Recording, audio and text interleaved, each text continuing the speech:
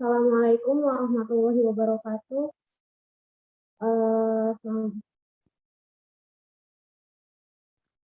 Perkenalkan, saya Septa Prawati.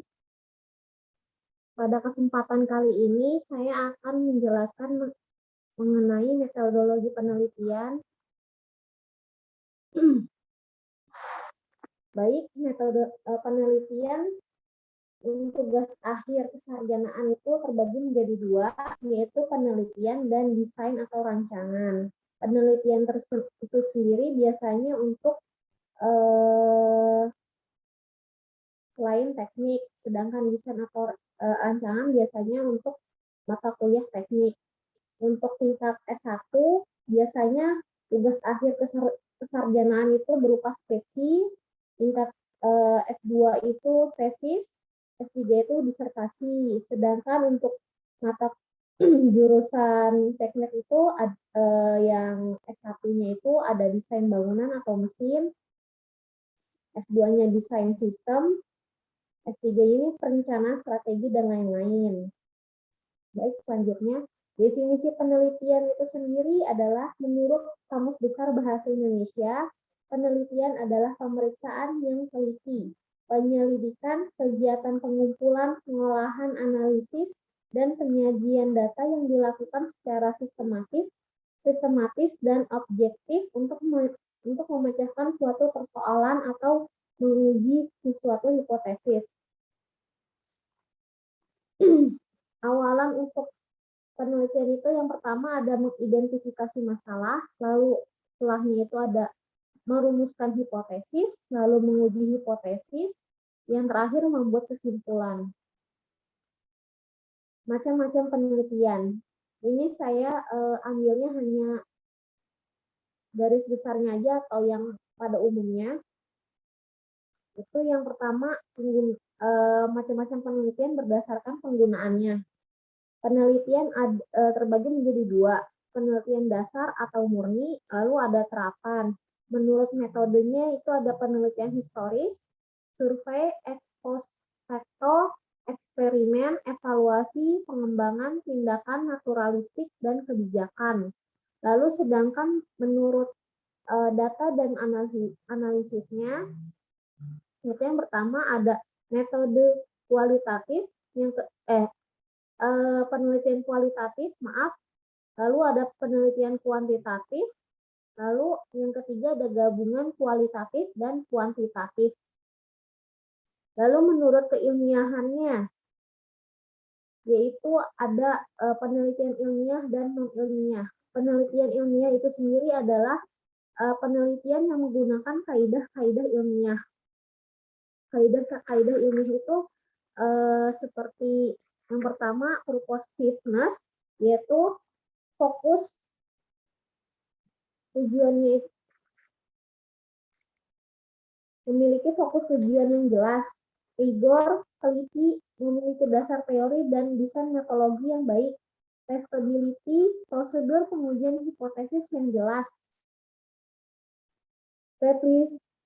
replicability, pengujian dapat diulang untuk kasus yang sama atau sejenisnya, objectivity berdasarkan atas fakta dari data aktual, bukan berdasarkan penilaian yang subjektif atau secara emosional. Lalu ada generalizability, semakin luas ruangnya untuk penggunaan hasil penelitian, maka akan semakin berguna. Precision, mendekati realitas dan confidence, peluang kejadian dari estimasi dapat dilihat. Parsimoni, kesederhanaan dalam pemaparan masalah, metode penelitiannya. Lalu macam-macam penelitian menurut ilmu garapannya itu ada ilmu bisnis, ilmu komunikasi, ilmu hukum, ilmu pertanian, dan ilmu ekonomi. Metodologi penelitian akuntansi itu sendiri ada pada penelitian ilmu bisnis dan ilmu ekonomi pada dasarnya.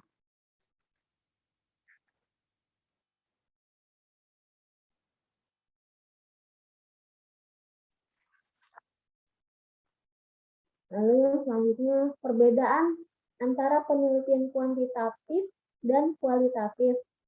Dasar perbedaannya itu yang pertama menurut jenis datanya. Kalau misalnya kuantitatif, dasar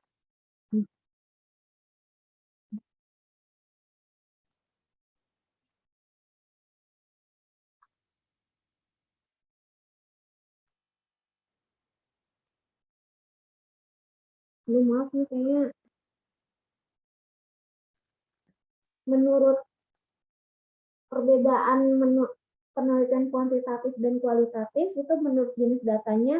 Kalau kuantitatif datanya itu kuantitatif, sedangkan kualitatif jenis datanya kualitatif.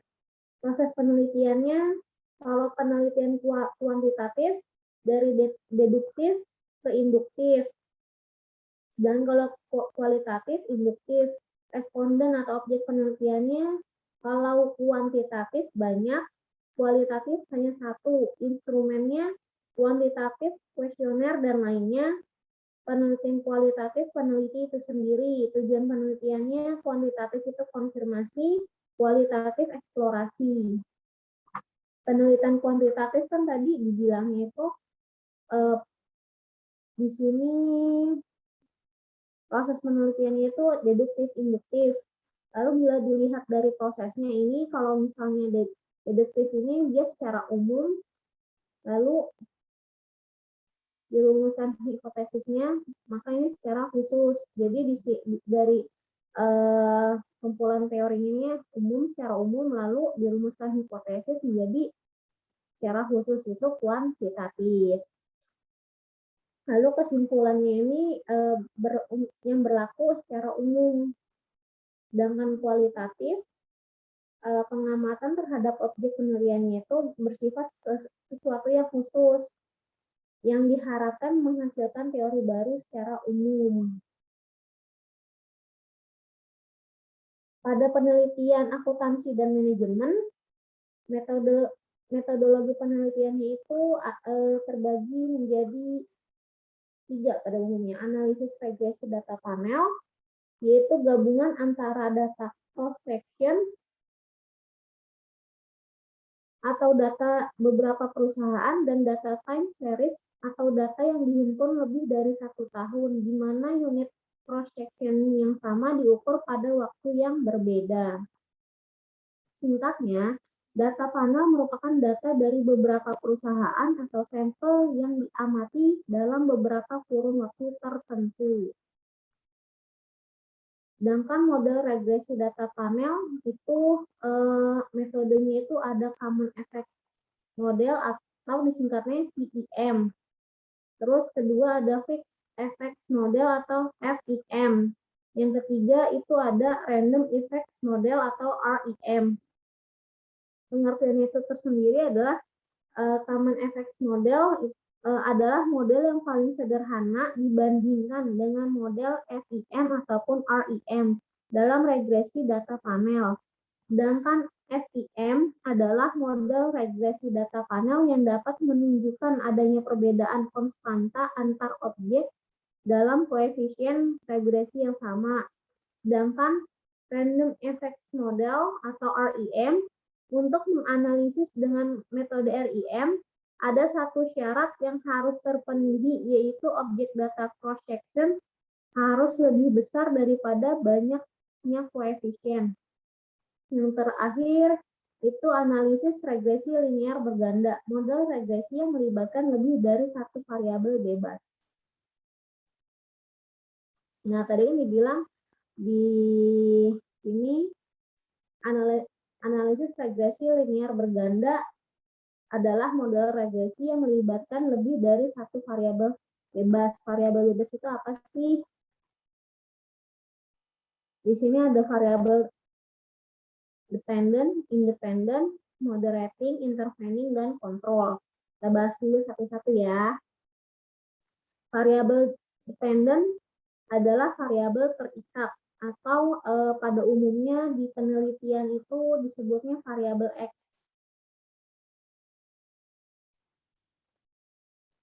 Nah, ini variabel dependent ini dia yang kalau misalnya dependent itu adalah variabel yang dipengaruhi Jadi dia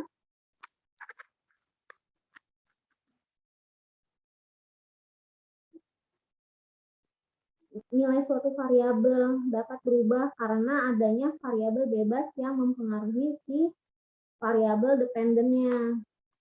Sedangkan variabel independen itu adalah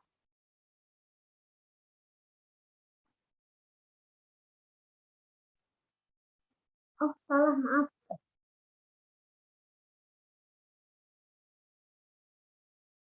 Kalau variabel dependen biasanya dilambangkannya itu dengan Y. Kalau misalnya independen dilambangkannya dengan X. Makanya kan biasanya ada X1, X2. Nah, ini variabel bebas ini dia yang terpengaruhi.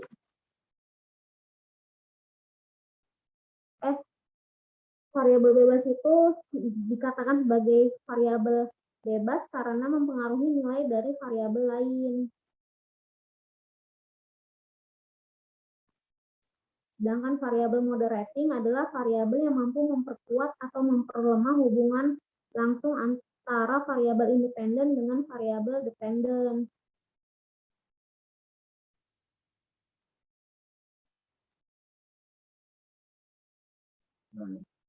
Sedangkan variabel intervening itu adalah memiliki fungsi sebagai variabel penghubung antara hubungan variabel independen dengan variabel dependen. Sedangkan variabel kontrol adalah variabel yang dikendalikan atau dibuat konstan sehingga pengaruh variabel independen terhadap variabel independen tidak dapat dipengaruhi oleh faktor luar yang tidak diteliti. Nah, setelah pengukuran data,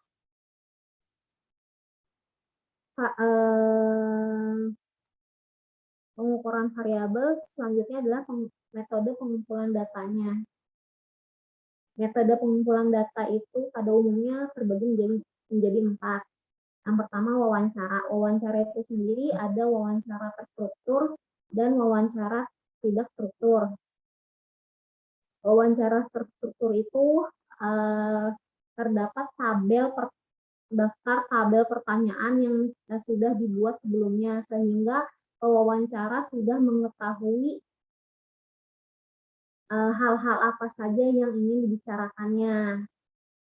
Sedangkan yang tidak terstruktur itu informasi terkait dalam wawancara itu sebelumnya tidak ada tabel daftar pertanyaan. Jadi secara spontanitas. Jadi tanpa ada teks. Lalu observasi.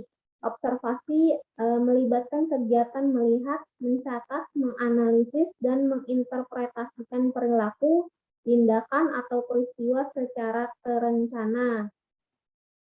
Kuesioner. Pertanyaan tertulis yang telah dirumuskan sebelumnya. Dokumentasi. Metode pengumpulan data yang tidak ditujukan langsung kepada subjek penelitian. Dokumentasi itu sendiri dokumennya itu terbagi menjadi 2, yaitu dokumen primer yang ditulis oleh orang yang langsung mengalami peristiwa. Contohnya itu adalah autobiografi. Sedangkan dokumen sekunder dituliskan berdasarkan laporan atau cerita orang lain. Contohnya laporan keuangan dan biografi.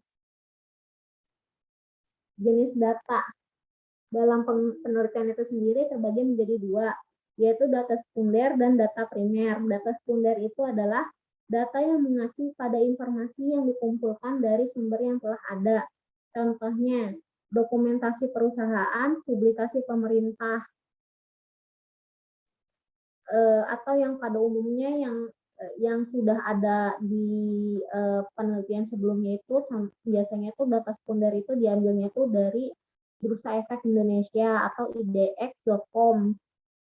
Karena di sana peneliti dapat mendownload laporan keuangan yang sudah dipublikasikan oleh perusahaan terbuka sebelumnya. Sedangkan data primer adalah data yang mengacu pada informasi yang diperoleh dari tangan pertama oleh peneliti yang berkaitan dengan variabel minat untuk tujuan spesifik studi. Contohnya itu responden individu. Nah, ini contohnya ini adalah kegiatan wawancara antara peneliti dengan narasumber. Narasumbernya ini adalah narasumber terkait dengan fokus penelitian yang diteliti oleh si peneliti.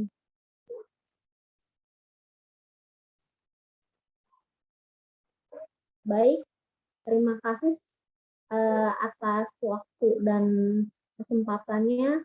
Wassalamualaikum warahmatullahi wabarakatuh.